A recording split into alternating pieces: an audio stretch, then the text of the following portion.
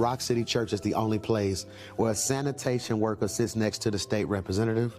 Everybody comes. I believe it's because we've created an atmosphere where you can come as you are, but you won't stay as you are. Once celebrated as a promising voice in modern ministry, Pastor Mike McClure Jr. now faces serious challenges threatening his reputation and influence. How did his rapid rise become entangled in controversy? From unexpected allegations to shifting public perceptions, growing scrutiny has raised urgent questions about leadership, accountability, and faith. What began as whispers of concern has escalated into a controversy, forcing followers and critics alike to reconsider the man behind the pulpit. Unfolding controversies. The current storm surrounding Pastor Mike McClure Jr. began quietly but grew rapidly into a public spectacle that few in his community could ignore. Initially regarded as a rising star in contemporary ministry, his reputation started to unravel when allegations surfaced, casting doubts on his leadership and personal conduct. These claims, though varied in nature, collectively ignited a wave of concern that quickly reached beyond his immediate congregation. The impact was immediate, shaking trust and raising questions about transparency and accountability in his ministry. Reports reached the public regarding questionable financial decisions and a series of unclear transactions tied to church operations. While no official charges have been filed, the mere association with financial impropriety has fueled speculation and unease. Members who once praised his stewardship began voicing fears of mismanagement and lack of oversight. This uncertainty deepened as details emerged about undisclosed expenses and irregularities in fund usage. The financial questions became a catalyst for broader conversations about integrity. Alongside financial concerns, allegations about McClure's handling of sensitive pastoral matters intensified. Some former congregants spoke out about how disciplinary actions were managed, suggesting inconsistency and favoritism in decision-making. These claims painted a picture of leadership struggling to maintain fairness and compassion simultaneously. Accusations surfaced that key issues were either ignored or inadequately addressed, leaving many followers feeling unheard and vulnerable. The church's internal culture suddenly felt far less secure than it once did. Social media widened the reach of these controversies, with critics quickly amplifying grievances and skeptics questioning McClure's suitability for ministry. Online discussions often grew heated, exposing deep divisions between loyal supporters and detractors. The visibility brought pressure not just on the pastor, but on the entire church leadership to respond publicly and swiftly. Attempts at damage control were met with mixed reactions, sometimes sowing even more doubt. The digital spotlight magnified every misstep and hesitated response. Media outlets began to pick up on the swirling unrest, reporting stories that called into question McClure's future as a religious leader. Headlines hinted at a man caught between his past promise and an uncertain present, with suggestions that his ministry might face lasting consequences. These narratives invited the wider public to weigh in on what was unfolding, turning a local issue into a regional conversation. The combination of alleged misconduct and public scrutiny created a pressure cooker environment. In the middle of all that chaos, McClure himself kept a public posture of openness and repentance, and would sometimes talk to his followers via sermons and quick social posts. He admitted the hurdles, but he kept stressing his intention toward restoration and healing. Even so, some people felt it was truly sincere, while others thought it was weak or just too delayed. That whole push-pull between public accountability and personal redemption still feels unresolved, and it keeps fueling the argument. Honestly, his efforts during this storm looked at least to many, like they were about image almost as much as substance. Meanwhile, religious leaders and colleagues offered this mixed bag of replies, from careful support to quietly stepping away. You could see how hard it is inside faith communities when there's a complicated controversy involving someone they know.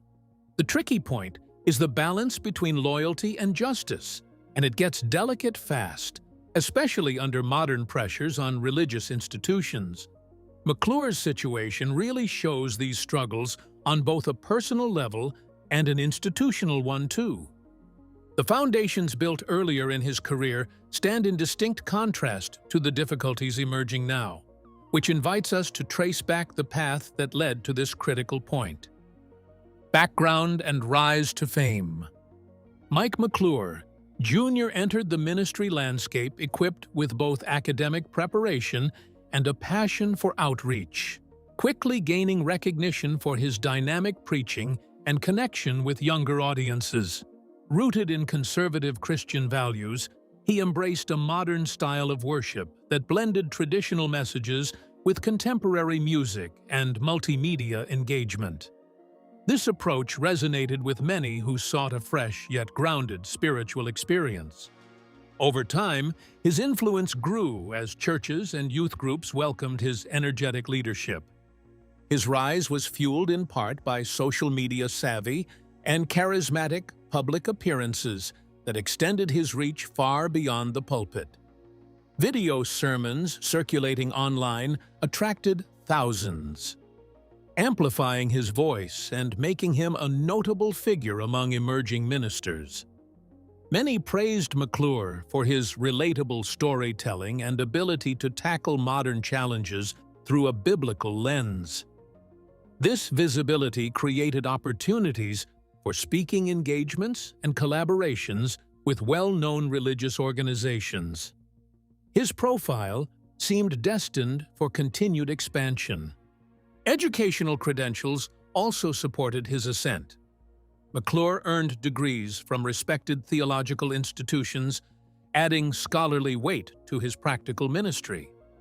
This blend of intellect and passion helped him connect with diverse audiences, from young adults to more established church leaders. The respect garnered through academic achievement lent credibility that amplified his messages. It was this combination that made him a promising figure in the world of faith-based leadership. His church grew steadily, with membership expanding as he articulated a vision of community, service, and spiritual growth. Initiatives such as outreach programs, youth mentorship, and charitable events showcased a ministry invested in more than just Sunday sermons. The image projected was one of vibrancy and relevance. For many, McClure embodied the potential for renewing religious practice in an ever-changing world. This momentum built a strong foundation of support and loyalty. Alongside this growth came endorsements from influential voices in evangelical circles. Such backing further legitimized his standing and opened doors within religious networks. Media appearances and interviews portrayed McClure as a thoughtful leader attuned to addressing social issues from a faith perspective. These relationships often reinforce access to resources and audiences, accelerating a ministry's impact. His expanding platform suggested a career poised for long-term influence. However, beneath the surface of success, some warnings whispered about quick growth and management challenges common to rapidly expanding ministries.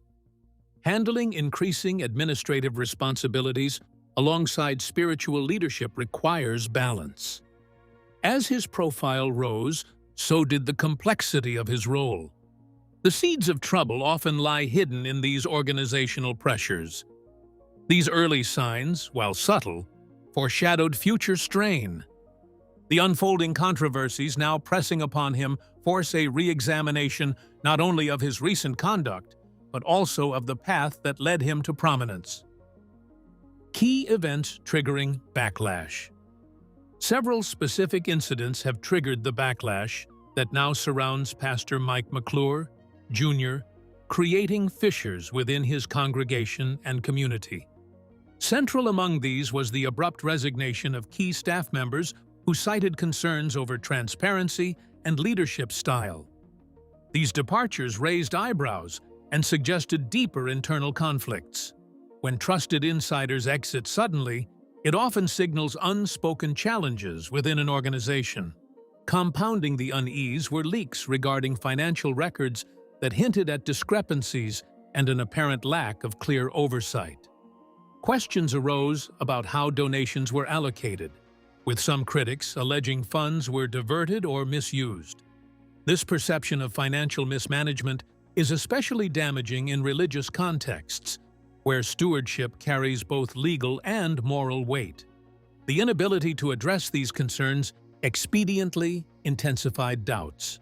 Public accusations also included claims of miscommunication and evasiveness from McClure and his team when pressed for explanations. Rather than calm fears, these responses often amplified frustration among congregants and observers. Calls for greater accountability became louder, and demand for independent audits and external review emerged. Effective crisis management requires transparency, and the lack thereof only deepened the divide. Social media kind of played a critical role during these events, with vocal critics sharing their stories and supporters defending McClure pretty passionately. The digital setting, even though it's a strong channel for outreach, also sped up reputational damage. Viral posts, hashtags, and those heated online arguments turned what might have been private into this big public show. McClure ended up right in the middle of a polarized conversation, and it ran far past the local worries people originally thought were involved. There was also another incident linked to a controversial sermon. In that sermon, McClure addressed the allegations, but he got pushback, mostly about tone and content that some readers saw as dismissive or kind of deflective. Instead of reassuring his people, a segment interpreted his remarks as downplaying genuine concerns. Things like that linger. They add extra layers of complexity to dynamics that were already tense. Honestly, words said during a crisis tend to shape the story for months, even when everyone later tries to move on. As the pressure increased, community leaders and denominational bodies became involved, urging mediation and encouraging McClure to take corrective steps. Their intervention showed just how seriously peers, church officials, and oversight institutions viewed the growing controversy. Formal reviews and investigations are often initiated when internal turmoil reaches a level that can no longer be handled privately, signaling a broader commitment to accountability and institutional responsibility. The church's wider involvement also marked a significant turning point. What had once appeared to be a personal or isolated dispute was now becoming an issue requiring attention from multiple levels of religious leadership and the community surrounding McClure. The reactions of his community, supporters, and detractors further shape the ongoing saga and hint at what the future may hold. Community and followers' reactions. The controversy surrounding Pastor Mike McClure Jr. deeply divided his congregation and the broader community, exposing fractures that had been hidden beneath years of steady growth. Many longtime followers expressed feelings of betrayal and confusion, uncertain whether to maintain their faith in the leader they once admired. For some, their loyalty to the church clashed with their concerns about accountability, creating a painful internal struggle. This emotional turbulence revealed the powerful grip McClure had on his community and how shaken that foundation had become. Forums and social media became battlegrounds where supporters defended McClure's character and intentions, while critics questioned his transparency and the ethics of his leadership. These exchanges weren't merely about facts, but about identity, trust, and hope for the future of their spiritual home. Online conversations amplified the controversy, reaching audiences far beyond the church walls and pressuring leadership to respond more decisively. The virtual sphere was no longer just a platform for outreach. It had become a critical arena of judgment. Some congregants chose to voice their concerns directly with church leadership, calling for reforms and greater openness. Town hall meetings and informal gatherings attempted to foster dialogue, but tension often boiled under the surface. For many, the need to address grievances was not only about procedure, but about restoring a sense of safety and respect within the community. These moments of reckoning underscored just how personal the fallout had become. On the other hand, a vocal segment of the congregation remained steadfast in support of McClure, emphasizing his past contributions and arguing that mistakes had been blown out of proportion. They cited testimonies of lives changed and positive programs implemented under his watch. This faction often accused critics of misunderstanding or betrayal, elevating debates from factual disputes to battles over loyalty and faithfulness. The polarization fractured longtime friendships and made unity an elusive goal. Local religious leaders also weighed in, some offering measured calls for due process and others urging swift action. This variety of responses reflected the complexity of balancing compassion for a troubled leader with the need for accountability. Many voices urged the congregation to consider the broader implications beyond one individual's failings, emphasizing community healing. The public nature of these comments added another layer of intensity to an already fraught environment. Families within the church felt the strain deeply, with some members quietly withdrawing while others openly debated their continued participation. Reports surfaced of declining attendance at services and church events, signaling that the controversy was not merely about words but real shifts in behavior. For many, the church had been a cornerstone of their social and spiritual life, making these decisions particularly challenging.